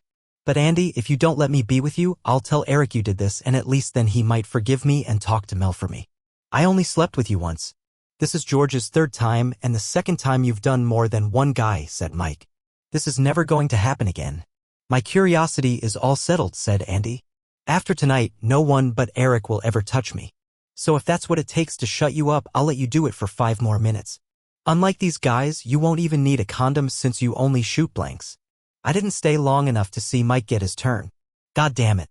I thought I was all cried out over Andy, but I wasn't. I ran into the house and started packing everything that I needed. I was loading my suitcase into the Mustang when Melissa came out of her house. "Eric, what's wrong?" she asked. I gave her the phone and hit the play button. "Eric, I'm so sorry," she said. She was crying too, and I could tell she meant it. "Where are you taking her this time? Back to her parents' house?" "No, Mel. I'm leaving this time. There's no way back from this one. I just need to get away while I start hiding my assets to limit my exposure in the divorce. Believe it or not, I'll probably miss you more than I'll miss that cheating 304, I said. "No, you won't. Don't say things that aren't true," she said. "Wait a minute, I need to get something." Mel ran into her house and came back with a suitcase. She threw it in the trunk next to mine and said, "Let's go." I looked at her in shock. "I told you a long time ago I was getting rid of Mike. This is as good a time as any," she said. "Unless you don't want me to come with you." I hadn't given any thought to where I'd go. So we drove around for a while and ended up eating at the lake as it started to get dark, and we still hadn't made any plans. I told Mel that we'd have to check into a motel. I saw the first of those awful romantic couples come strolling along the waterfront. I was so enraged that I grabbed my supersized soda and heaved it at them. It would have hit them too if Mel hadn't grabbed my arm and made the throw go off target. As soon as we got back in the car, my phone started ringing. I saw that it was Andy and let it go to voicemail. We drove to the nearest hotel we could find. It turned out to be the Summit Inn. A little pricey, but at least we wouldn't have to worry about anything weird. I'd seen enough of that on my phone tonight to last me a lifetime. Which really was funny because I'd always thought I was going to spend my lifetime with the person on my phone. Mel and I stepped up to the desk and put our suitcases down. A few seconds later, a gangly old man got behind the desk. "Gee, mister, your wife sure is pretty," he said. I looked at him strangely and said, "My wife is a cheating blonde. She's the ugliest person I can think of because of it." "Her hair isn't blonde," he said, puzzled. Suddenly, I realized he was talking about Mel. I smiled and said, "Yeah, you're right. She really is pretty. She's the most beautiful woman I know." "We need 2 rooms," I said. "One," said Melissa. "Neither of us should be alone tonight." "Oh boy, we're in trouble," I said. "One," repeated Melissa. "Neither of us should be alone tonight." "Oh boy, we're in trouble," I said as we stepped into the room. "There's only one bed." Melissa started laughing. "Eric, whether you know it or not, you're my best friend. I trust you totally. We'll be fine, whatever happens. But we need to have a talk." I didn't know whether to run out of the room or not. Whenever a woman says we need to have a talk, it's always serious. Before we got started with our talk, Melissa's phone rang. "I'm curious about what that jerk has to say," she said. To tell you the truth, I didn't think he'd even notice that I was gone. Oh boy, she said suddenly. What? I asked. Wrong jerk, she replied. She put the phone on speaker and held her finger up to her lips, meaning for me to listen but not to say anything. I nodded my head. Hello, Andrea, said Melissa. Melissa, I hate to bother you, but can you come over here? I really need someone to talk to right now, said Andy. Andrea, I'm not at home right now. I'm back at work, so I can't come over. Can it wait until tomorrow? Said Melissa, smiling. Besides, you and I are not exactly friends, so are you sure I'm the person you should be talking to? Mel, I'm really sorry for what I did to you with Mike. I'd do anything to make it up to you. I'll give you anything you want, just name it. You are the person I need to talk to more than anyone else, said Andy. Why is that? Melissa asked. Because you know more than I do right now about what Eric is thinking or where he might be going. Melissa, Eric just ran off. I don't know where he is or when he'll be back. Last time we fought and he threw me out, there was a reason for it. As you know, I had done something awful. But this time I don't have a clue why he'd just leave me, whined Andy. Melissa and I were trying our best not to laugh. We've been slowly getting closer again, Andy said sadly. It's been really hard for me, but I'm trying my best because I love him so much. We're even planning a party together for the day after tomorrow. I went out to do some shopping while you guys had your run. I spoke to Mike and he said you and Eric went running as usual. Mike is really jealous of that, you know? Anyway, he said he heard you coming back into the house. So he knew you guys came home. I guess that's when you went back to work. Where did Eric go? She whined. Andrea, it's only 9:30. Maybe he just went out for a drive. When you and my a-hole of a husband were planning your little fest, Eric went out and drove his car every night. Remember? That always seemed so stupid to me, said Mel. Why? He likes to drive that car. I used to think that after me, that car was his favorite thing on this earth. Right now, I'm pretty sure that car is ahead of me, said Andy. I wasn't saying it was stupid for him to go out and drive the car, Andy. I was saying that you were stupid, said Mel. Eric is a really great guy. He loves you so much. Do you know how lucky you are? Most women would die to have someone treat them like he treats you. When we used to be friends, you told me all the time about how great you were together. Why would you risk that to screw around with my lazy husband? That's what's stupid, said Mel. Lately, I've been wishing I was you, said Andy. I've been wishing I was you, she repeated. I got really jealous a few weeks ago after listening to him talking about how great you are. I saw him hug you and I just wanted to kill you, Melissa. I'll never let anyone come between us. Anyway, I did something really stupid and I regret it, but I'll have to handle that later. I hope you're right. His car is gone, so maybe he did just go for a drive. If you hear from him, please let me know. Told you, said Melissa, hanging up the phone. That a-hole doesn't even know or care that I'm gone. At least Andrea is worried sick about you. My own husband doesn't give a flying idea about where I am or even if I'm coming home. I hugged Melissa to comfort her. After a few minutes, she was okay. Why don't you go ahead and take your shower while I make a few phone calls, she said. I figured that she wanted to be alone for a while, so I headed for the shower. I came out wearing long boxers and a t-shirt. Somehow, I didn't feel weird about being around Melissa in my underwear. It was probably because the boxers and shirt were very similar to what we both wore when we ran together every day. Eric, turn the lights out, yelled Melissa. I did, and then she came out of the bathroom and got into bed. I thought we were going to have a talk, I reminded her. We may as well talk tomorrow, she said. I don't want to harm your virtue. How would talking harm my virtue? We talk all the time. You're the person I'm the most comfortable talking to, I said. If we turn the lights back on, I don't think we'll get much talking done because I'm kind of naked, said Melissa. And even though our spouses gave us permission to do it, I'm not sure if that's a good idea. But I did figure out what I want from Andrea to make all of my hurts go away. Before I could even ask what it was, Melissa told me she'd never tell me. It was as if she'd read my mind. That was the way Andy and I used to be. I missed it. Sometime during the night, the inevitable rolling occurred. For some reason, human beings in a bed exhibit a lot of the same principles as magnets. I think that, with the exception of gay or lesbian individuals, all men are positively charged and all women are negatively charged. If you put two men or two women in a bed together, they end up rolling as far away from each other as they can and staying there. The similar charges repel.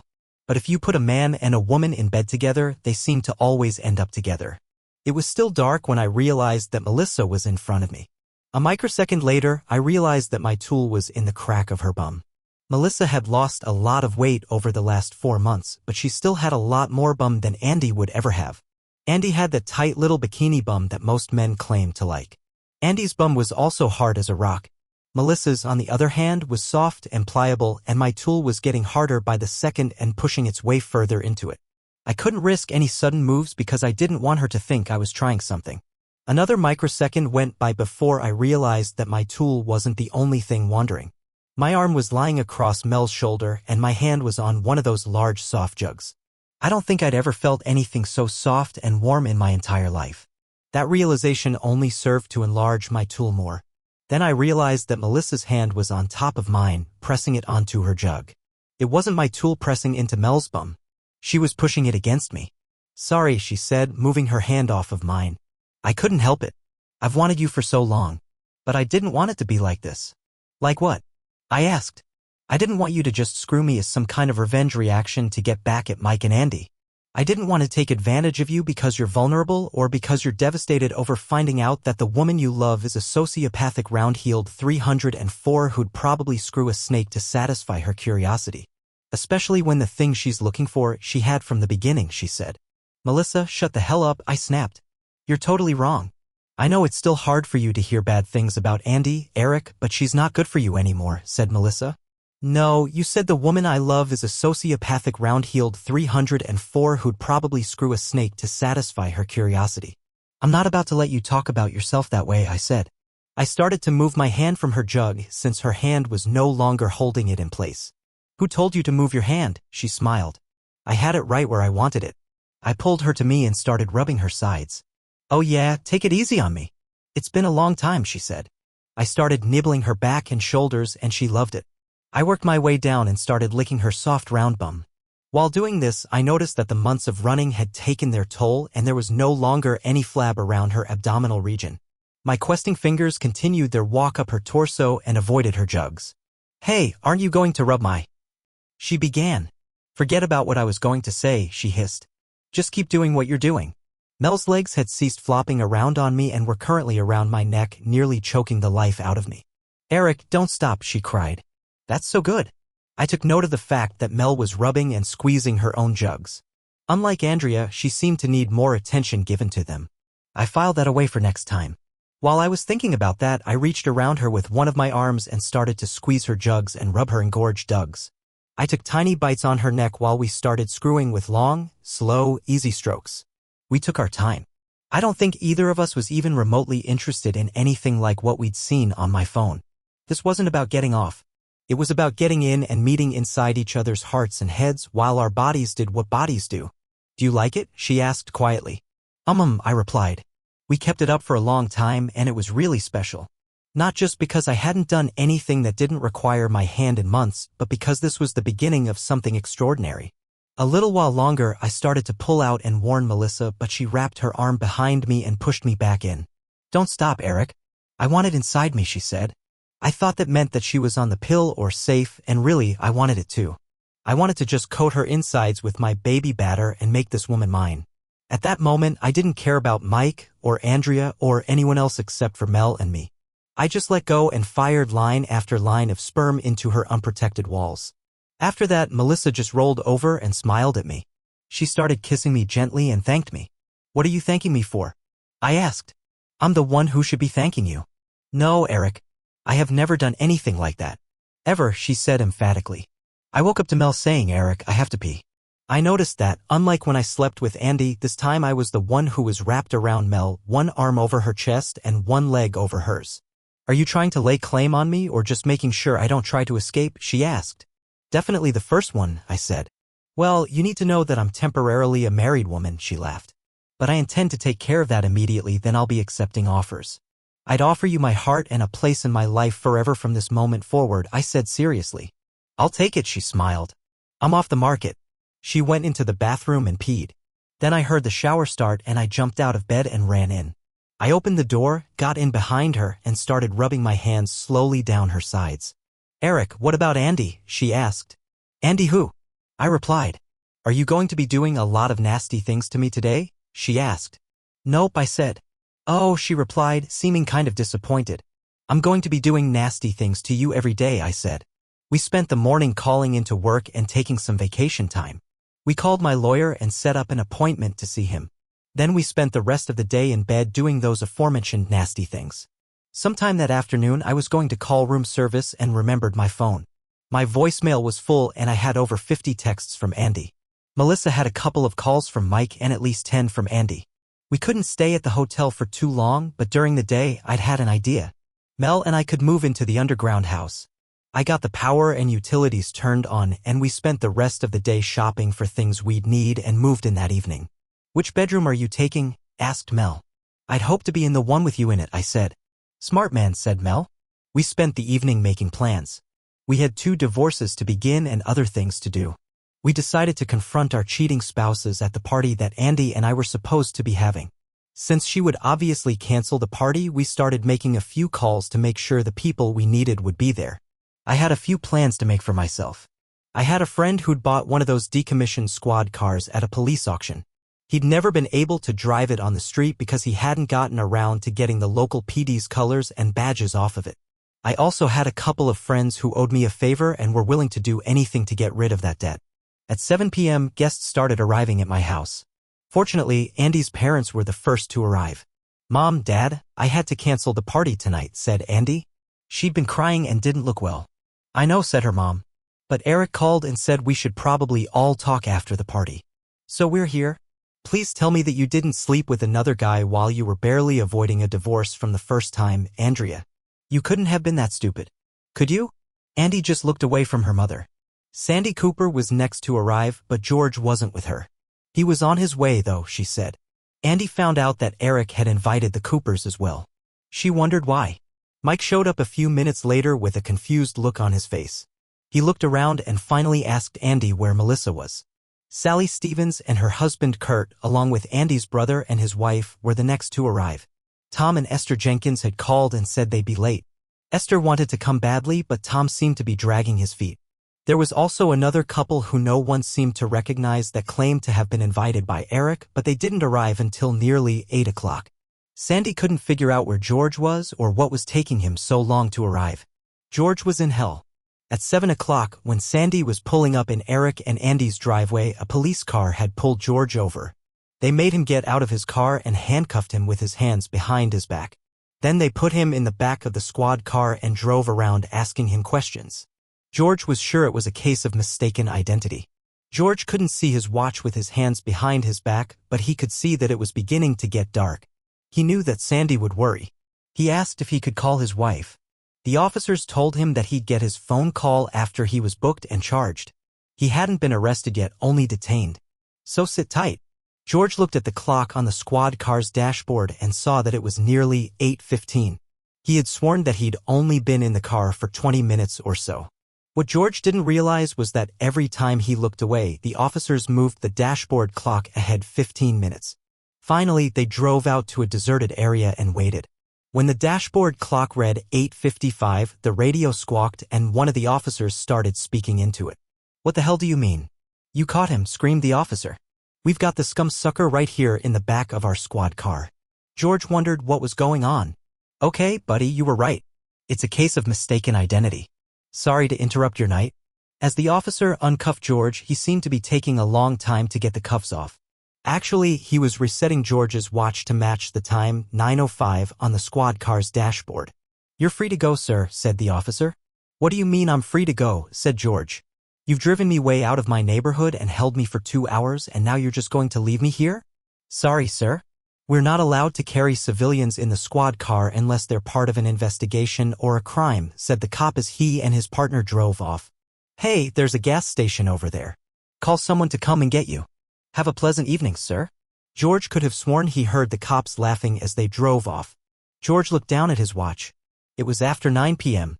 As George started walking towards the gas station, a guy in a mask stepped out from behind a boarded-up shop. He started walking towards George. "Hey, buddy, I don't have any money or even my wallet," said George. The man didn't talk. He just walked up to George and without saying a word, punched George in the face so hard that George was stunned. He staggered back and tried to put his hands up while he waited for his equilibrium to stabilize. "What the hell?" said George. The man just punched George again, even harder. George tried to talk, but his jaw hurt. He looked up just in time to get another punch. That third punch knocked George off his feet. George thought that the fight was over and he'd lost. This was the first time that he'd gotten his butt so thoroughly kicked. George was wrong, though. The fight was only beginning. The man came over and started kicking George. He kicked him in his side several times, and George was sure that he'd felt ribs snap. Then the pain was eclipsed as the man found a new target, George's groin. George screamed so loudly that he was sure he could be heard in the next state. Then the man kicked George several times in each leg, but it didn't matter because George had blacked out from the pain. He vaguely remembered being dragged down the street and left very close to the gas station in one of his moments of awareness. He didn't know how long it was until someone found him and called an ambulance, but it seemed like forever. Even though George had been fooled into believing that his butt kicking had started at 9 o'clock, it was actually only 8 o'clock. At 8:45, Eric's Mustang pulled into the driveway. He and Melissa got out and went into the house and out onto the deck. He saw his mother-in-law, father-in-law, and several neighbors. He greeted his wife's family warmly and hugged Sandy Cooper. He nodded to the mysterious couple. Mike came over to talk to Melissa, but she blew him off and followed Eric around. Finally, Andy came downstairs and saw Eric. She ran over to him and tried to hug him, but he pushed her away. "Eric, I forgive you for just running off on me, though I'm not sure why you did it," she said. The rest of the guests politely pretended to be doing other things but were really watching and listening intently. "Wait, you didn't run off alone to think. You were with Melissa, weren't you?" she said. "But why?" "We were just starting to make progress. I was beginning to feel like you loved me a little bit again and that there was a chance for us to get past our problems." She fell to the floor and started crying. Eric started clapping his hands. "Can everyone come over here for a moment?" he said. Melissa also started clapping her hands. "Everyone give Andy a hand," said Eric. That was the greatest acting performance in history. Now we know where Andy's true talents lie. I guess everyone here knows that Andy and I have been having a rough time in our marriage. I recently threw her out of the house for a while. Andy told me that she was curious about what it would be like to have sex with another man, said Eric. I begged her not to do it, but she did anyway. She went out and screwed my former best friend Mike, the husband of her former best friend Melissa. It broke my heart and I hated her for what she did to us, but I still loved her so much. For the past few weeks, we've been trying to patch up the destruction that Andy's curiosity wrought on our marriage, but it was hard for me. As Andy said, we were just starting out on that long process of fixing things when I noticed my ex-best friend going into my backyard. I followed him and recorded what I found on my phone. Can everyone follow me into the den? Everyone watched as I hooked my iPhone up to the plasma screen TV. They were all shocked as they saw Mike watching as George Cooper and Kurt Stevens screwed Andy while she gave Tom Jenkins a blowjob. The great thing about the iPhone 4 is that it shoots high-resolution video. The images on the screen were very clear. George's and Kurt's lust and Andy's boredom at the act were apparent. Andy's father turned his head and begged me to stop the tape. Andy's mother vomited the contents of her stomach onto the parquet floor tiles of the den.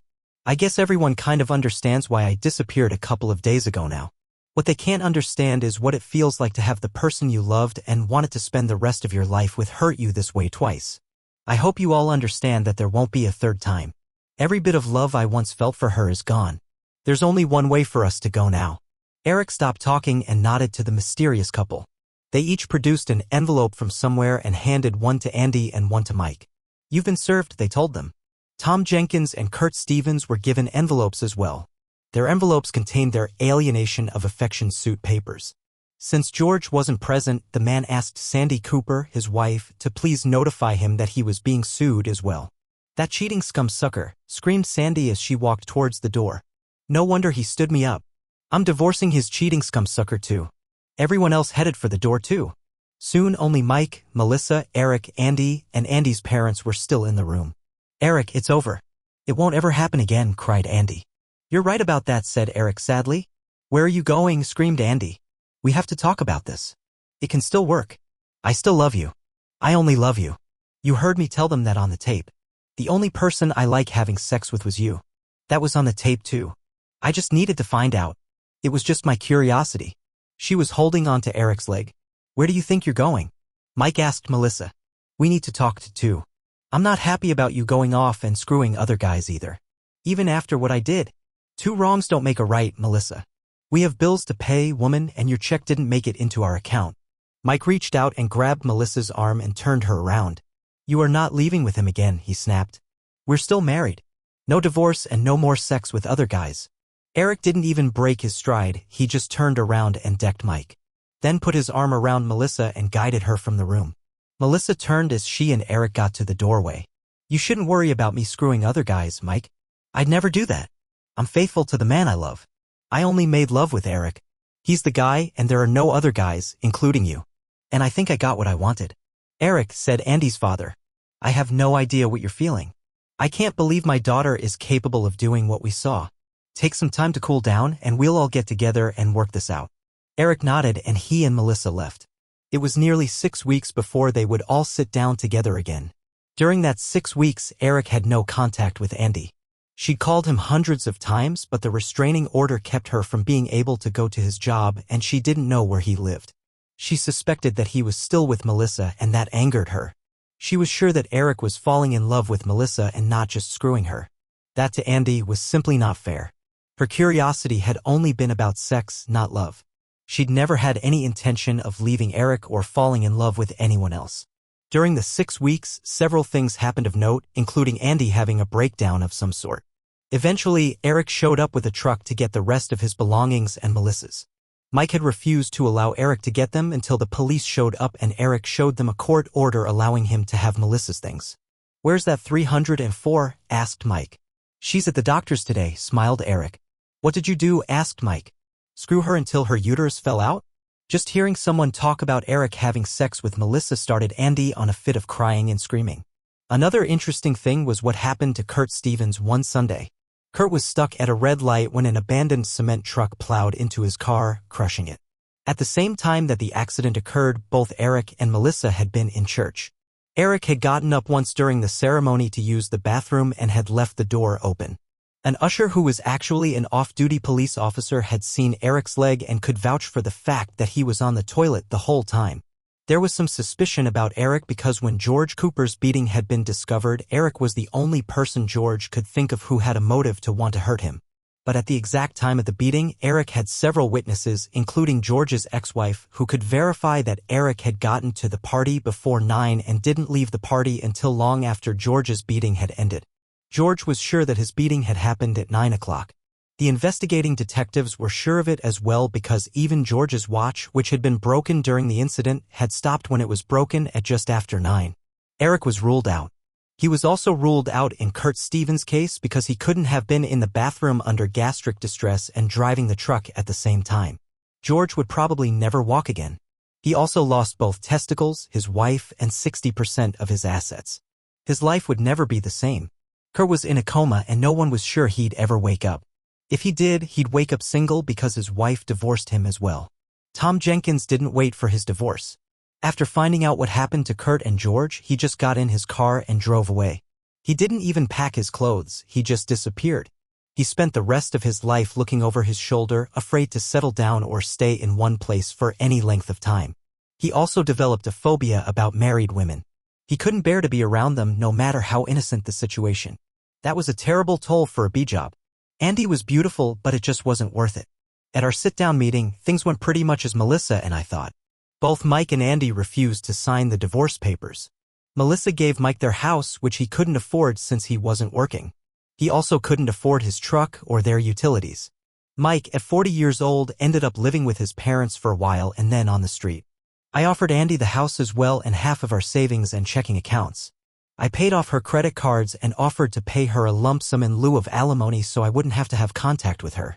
Eric, can't the two of you work this out somehow? Asked her dad. She's willing to overlook your revenge affair. We all are. We know what she put you through. Eric, I'll give up anything to have you back, said Andy. But you aren't getting this divorce. You will not have it. Besides, said Andy. Melissa looks really pretty, but her gut is coming back. Are you sure you want to be stuck with that? I laughed and reached out, patting Andy on top of her head. Silly rabbit. That's not a gut, I said. What is it? Lucky Charms, smiled Andy. Nope, it's a baby, said Melissa, rubbing her stomach. I told you I got what I wanted. Immediately after that, Mike threw up. That was when Andy checked out mentally and had to be hospitalized. I'll kill you, you witch, she screamed as she jumped across the table at Melissa. That was the last time I saw her until she showed up at the hospital this morning. Melissa was still asleep, so I went down to the gift shop to get her more flowers even though there was no room for them anywhere. I wanted her to know just how much I loved her and how special our daughter was to me. When I got back to her floor, the area outside Melissa's room was full of people running around. I saw at least 5 security people and several real police officers. After a few moments, I saw them taking Andy away in handcuffs. Later, I found out that Andy had gone into Melissa's room, supposedly to drop off a card. The ever-watchful nurses had seen Andy on their video monitor, trying to suffocate Melissa while she slept. 2 of the nurses had gone into the room and pulled her off of Melissa while another called security. Andy ended up back in the mental institution for who knows how long. We do know that she will be there for at least 10 years. That's the good news, that crazy witch and her curiosity will be away from us for a long time. The bad news is that in our state, you can't pursue any type of legal action against a person who is not mentally capable. That means, unfortunately, that I'm still married to her. I was able to get my house back. Melissa and I live there. She finally got a teacher's assistant to help with the grading of all those papers, so our nights are free to sit on our deck and enjoy each other. We often go down by the lake and stroll along the water's edge because, darn it, it is kind of romantic. But I keep an eye out for guys who want to throw stuff at us out of jealousy. We named our daughter Curiosity because if it hadn't been for curiosity, she wouldn't have been born. Life is good.